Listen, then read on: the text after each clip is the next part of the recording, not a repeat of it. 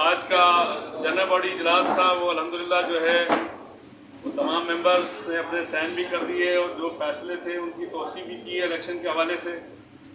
और election commissioner के लिए मोहम्मद शकील यामीन कांगा साहब को चीफ इलेक्शन कमीशनर मुकर्रर किया है। और हमारे लीगल एडवाइज़र जो हैं दोनों, जिसमें इरशाद शाहिद नो एडवोकेट वो मेंबर हैं इलेक्शन सेल के, और राव ताज मोहम्मद साहब एडवोकेट हैं हाई कोर्ट के, उन्हें मेंबर बनाया गया है। और जो दोस्त इलेक्शन में हिस्सा लेना चाहें, फॉर्म जो है हमारे पास यहाँ भी मौजूद है, ग्रुप में भी होगा हमारे, वो इलेक्शन में हिस्सा लें और बिल्कुल आज़ादाना जमहूरी तरीके से। और एक अहम चीज़ और आपको आज बताता चलूँ कि जिन लोगों ने डिस्ट्रिक्ट कोरंगी प्रेस क्लब के जो मेंबर थे से मुराद ये है, और उन्होंने साजिशें करने के बाद अपने ही साथी भाइयों के खिलाफ FIR दर्ज करवाई, गवाह बने उसके अंदर।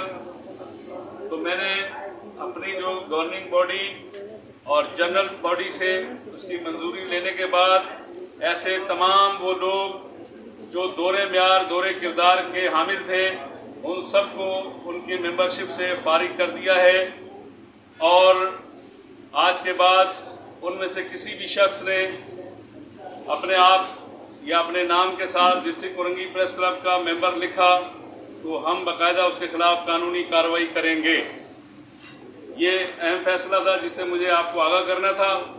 तो बाकी इलेक्शन जो है वो 10 मई का है। इस दौरान तमाम जो कानून और आइन और ज़ाब्ते के तहत तमाम चीज़ें हैं वो इंशाल्लाह प्रोसेस की जाएंगी। और इलेक्शन जैसा कि हमने जनरल बॉडी के इजलास में प्रेस क्लब में कहा था कि बर वक्त होगा, वक्त पर होगा, और अल्हम्दुलिल्लाह हम इलेक्शन कराने के लिए तैयार हैं। आज इलेक्शन की जो टीम है, कमेटी है, उसको तश्कील दे के उनके नामों का हमने ऐलान कर दिया है। और इसी के साथ तमाम दोस्तों का मैं शुक्रगुजार हूँ जो मेरी कॉल पर यहाँ तशरीफ़ लाए।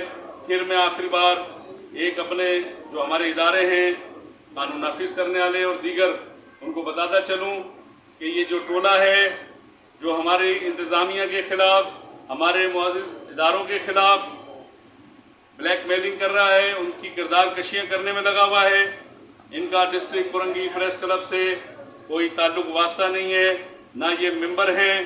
ये सिर्फ एक काबिज़ टोला है और जिन्होंने कब्ज़ा कराया मैं उनका भी जिक्र कर चुका हूँ। और हमारा कोर्ट में केस ज़ेर समात है। इंशाअल्लाह ताला जल्द जो है हक और सच की फतह होगी। इसी के साथ मैं आपसे इजाज़त चाहूँगा। वमा अलैना इल्लल बलाग।